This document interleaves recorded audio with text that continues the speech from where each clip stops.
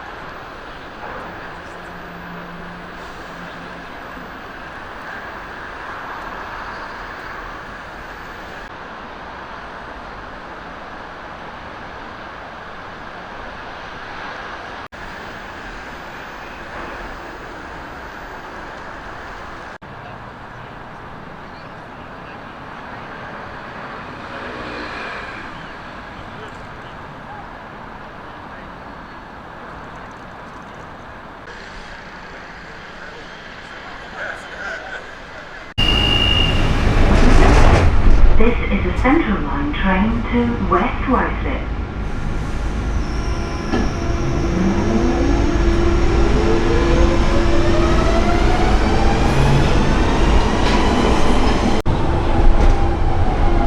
And here I am back in West London. Today is unusual. Springtime day, very hot today. It's nearly 25 degrees. Very sunny, very hot. If you've never been in a place Vauxhall, I highly recommend to visit. As you can see, there's many places there for walk, the parks, near river, Thames River. Even you can go on a Pimlico cross at Vauxhall Bridge. It's very beautiful there. If you like this video, please press like button, subscribe, and bye.